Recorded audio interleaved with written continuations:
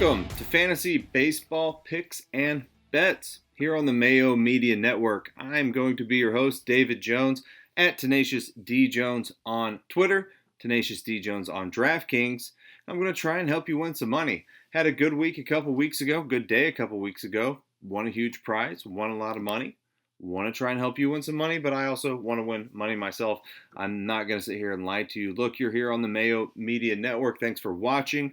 Please like the video. Please subscribe to the channel. Hopefully it helps you out. We're going to be talking about prizepicks.com. We're going to be talking about what we're going to set our DraftKings lineups with. We're going to be talking about a couple bets at the end of the show, kind of putting it all together, picking off a couple lines, trying to have some fun for this Friday slate for MLB. So, are you familiar with prizepicks.com? If you're not familiar with prizepicks.com, it's basically you're guessing, projecting, trying to choose which baseball players or NBA players, any sport, but today baseball players are going to go over or under their fantasy score. You can parlay those props together, or you can just take them outright. So let's talk about a couple prize picks that we like. Head on over to Prize Picks, use the code MMEMLB, that's Mayo Media Network, Major League Baseball. Get yourself a discount, get signed up. I think they give you some money. Not really sure. I'm sure they give you something or there wouldn't be a code. So go check it out, put it in, see what you get. That's what you're going to do.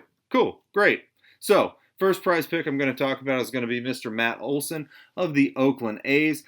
Matt Olson might be the hottest hitter in baseball right now. There's only been one game this season where this guy hasn't got on base. He's going up against Jorge Lopez, who is not a very good pitcher, unfortunately, for Jorge Lopez, especially this season. He's already allowed 5 home runs and what I think it's 3 starts, might be 4 starts, but 5 home runs in 13.2 innings. Very, very bad. That's a lot of power he's giving up.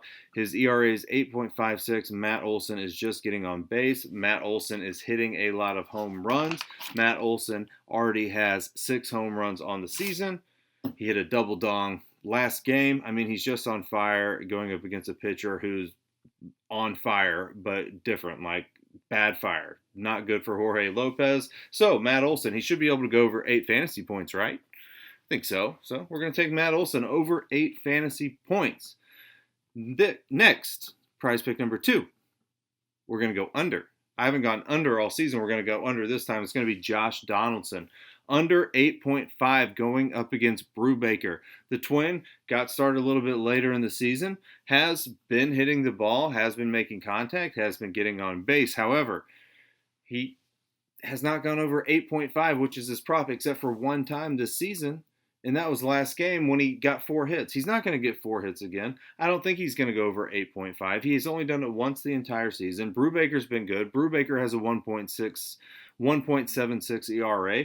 He's got 18 Ks in 20 innings. Like, Brubaker's pretty good. So, or not 20 innings, he's 2-0. I don't know how many innings. Can't read my handwriting. 2-0, 18 Ks, 1.76 ERA. Donaldson, good. Great player. Love Josh Donaldson. He was great on the Braves, but he's only done it once this season. I like Brubaker. I don't really love the rest of the Twins lineup as much in this position, so under. Josh Donaldson, under 8.5 on Prize Pick. So that's it. Olson, over. Donaldson, under. That's what we're going to do. Now, let's talk about DraftKings. About building some lineups. Try and get some money. Try and make some money here. We got to pick 2 pitchers. It's the thing about DraftKings. They don't make it easy. You got to pick 2 of them. I thought about who I might want to go with. I love Tyler Glass now. I think Matz is in a good spot.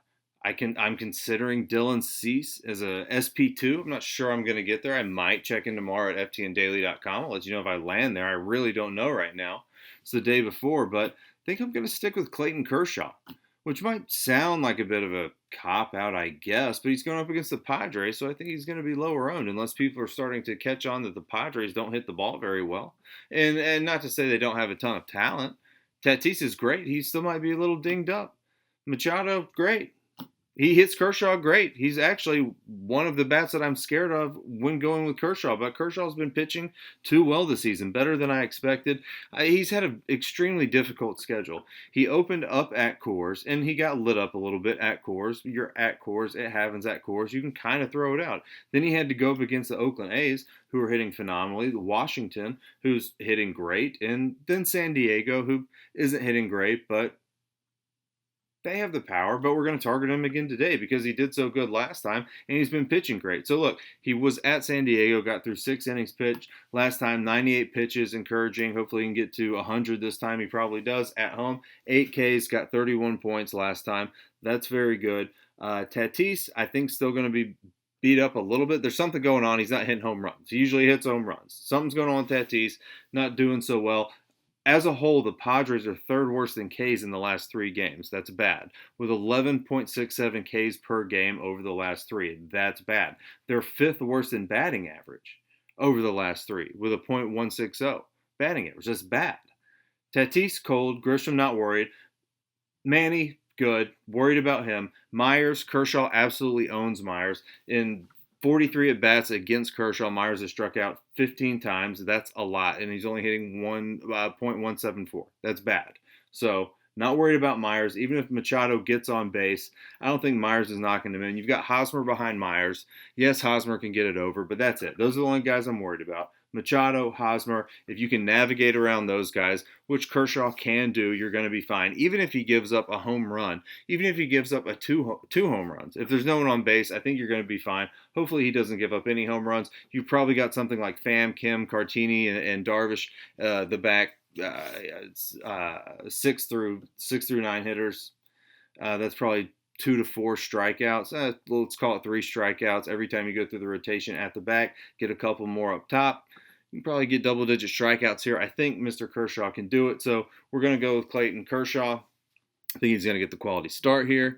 I think the offense of the Dodgers are going to back him up, even though going against Yu Darvish isn't easy. Darvish is a great pitcher, but I think the Dodgers can win. I think Kershaw can get the win. I think he can get the quality start.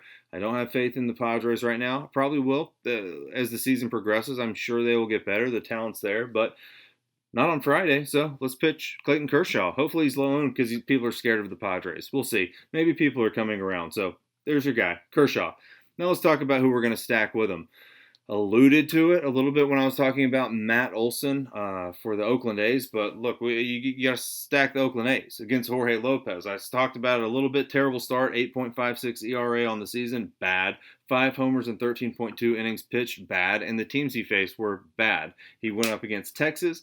The Rangers, who are not playing baseball offensively very well. The Yankees, who have been struggling, so they'll catch on. They've got too much talent not to, but they're struggling to begin with. And then Boston, good team. So 2 poor hitting teams at the moment, and 1 in Boston who's hitting well. Still, you can't give up 5 homers and 13.2 innings. That's bad. That's only 2 less than what he did the entire shortened season last year. He gave up 7 home runs last year. So I don't know. He's getting worse. You can get to him. Okay, you can get to him. Oakland, second in runs the last 3 games. That's a lot of runs with 13 runs. A lot of runs. Third last in the last 5 games with 7 runs. And on the season, they're the 9th best hitting team as far as runs go with 4.74 runs per game. They can put up the runs. The over-under on their game is only 4.5 runs. We're going to hit the over on that later. I think you can definitely get to Jorge. I know you can, so I'm stacking Oakland, and then I'll probably make a little mini stack around him or some one-off bats around him. That's how I won a couple of weeks ago. 1 big stack, 5 players from that team, and then 3 one-off bats. That worked really well. Look, they haven't seen Jorge a lot in his career. Olson's taken him deep once. Hit him 50% of the time, 2 or 4 at bats, but no one else has really seen him that much. I think you can basically go with anyone that's going to be batting for Oakland. And that sounds like lazy analysis, but I looked at it. You've got Kahana starting at the top.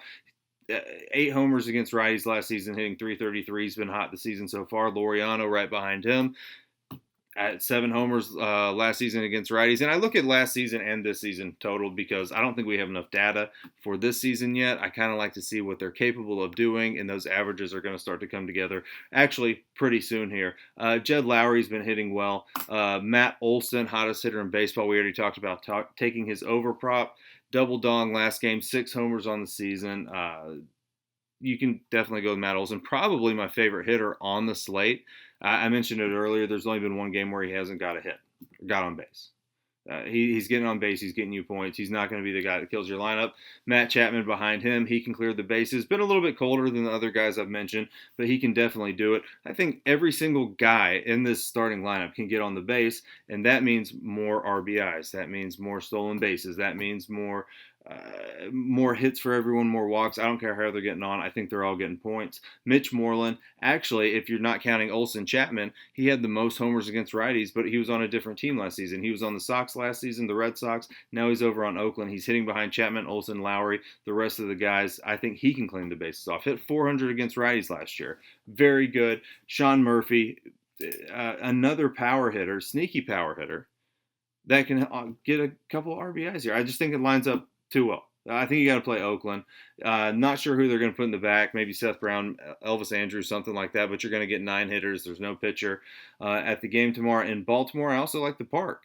I like Camden Yards as a hitter's park. So there you go. Oakland A's. We're just stacking them up. They'll probably be really popular. I don't know. I haven't looked at the percentage, but I'm playing them. I don't care how popular they are. I'll figure it out with my pitchers and my one-off bats. Let's talk about some one-off bats. What hitters are we going to try and fill in with them? Some of these guys are expensive. Some of them aren't. But I'll give you some names I'm looking at. Trevor Story in Coors. Try to not recommend too many people in Coors because I feel like that's also lazy analysis because everyone recommends people in Coors because the ball flies out in Coors, but I'm going to do it anyways. He's going up against Vincent Velasquez, the righty. He's seen him a couple times. If you're into the BVP stuff, he's got 2 homers against him. He's got a ton of power against him, 533 ISO against him, 437 WOBA. He hits this guy. I like the place he's at in the lineup. Trevor Story is probably the best bat. He is the best bat. You think about Charlie Blackmon too. He's reliable. But Trevor Story, best bat left in Colorado. I think they get to him. I think he gets to him. Next bat I'm going with is Xander Bogaerts, the lefty smasher against Kikuchi of the Seattle Mariners. Kikuchi has looked not great this season, while Xander has looked good. He's on that powerful Red Sox lineup that are putting up a ton of runs right now. Xander looks good to me. Last season, 5 homers against lefty, hitting 420. I like it. Let's play him. Cole Calhoun, slow start, but starting to hit up. Going up against the Braves rook, Yanoa. No Soroka. Now you got Yanoa. He looked pretty bad last game. If you're just looking at it on paper, right? His pitch actually looked pretty good at times. I mean, his fastball looks good. There's a lot of movement on what he's throwing, but he got taken deep 3 times. That's not going to be good for you. He got taken deep 4 times if you count the last 2. I think Cole Calhoun can get to him. He should be hitting second. If he's in the top 4, he's going to be hitting first, second, probably second tomorrow. I think he's too cheap. I think you can use him against the Braves pitcher. Unfortunately, I hope the Braves pull it out. As you can see, I'm a Braves fan, big Braves fan. If you start studying my background, it's all Brave stuff and college stuff. Michael Conforto is the next guy. He's too cheap going against Eric Fetty. I know he hasn't been playing that well, but he is too cheap for his price. Michael Conforto. Let me make sure I don't have this wrong. Yeah, he's 3,600. I mean, I think you got to play him. The New York Met at home. Look, he's not been playing well. No hits the past 2 games. He had a double hit game in Colorado, and it's actually really not good. Well, that's in Chicago. I think the wind was blowing in and it was cold. So that makes a little bit of sense for the hitting. At Colorado, he didn't get one over. Just no homers this season so far, but it's still Michael Conforto. Maybe he can pull it together. I think he can. I think he's too cheap. 3,600. I'm going to play Michael Conforto. Lastly, I should have lumped this guy in with Cole Calhoun, Pavin Smith. He is going to be too cheap against the Braves pitcher. You know it too. Pavin Smith, certainly not a household name, but he's only 3,300. The first base / outfielder who has been producing 2 hits last game, 3 hits in then 2 games before that. A hit every game except for 3 this season. That means he's getting on base. That means he's rounding the bases. The Diamondbacks have looked better too. I mean, he's got double-digit points in 2 of his last 3. Both of those at Cincinnati. I think you can play Pavin Smith. I think he's too cheap. I think you can target, the Braves. That's it. Those are our one-off hitters. So if you want more of the hitters, you want more of the pitchers, come on over to ftndaily.com. We're over there. We're going to be doing the analysis for the next, what do we have, 18 hours before the slate starts. So come check it out. Get more pitchers, get more hitters, and get some bets. Speaking of bets, here's a couple bets. Like the Oakland A's, over 4.5 runs. I've been hyping up the Oakland A's the entire show. If you want to know why I like over 4.5 runs, just rewind the show, watch the whole thing again. That's why I like over 4.5 runs. Then also I'm going to take the Dodgers on the money line. I think the Dodgers bats can succeed against Darvish. not in a big way, but more so than the Padres can succeed against Kershaw. Kershaw's look great, Darvish's look great, but I'm going to lean with the Dodgers. You don't often get the Dodgers money line minus 140. I know that's kind of a big number for some people, but not for me if I think they're going to win. So I'm just going to take it and hope they win. I think they do. Minus 140, Oakland A's over. I appreciate you watching. Again, my name's David Jones. You can follow me on Twitter at TenaciousDJones. Good luck tomorrow. Hope you win a lot of money. If you do, tag me. If you don't tag me. Thanks for watching. Bye.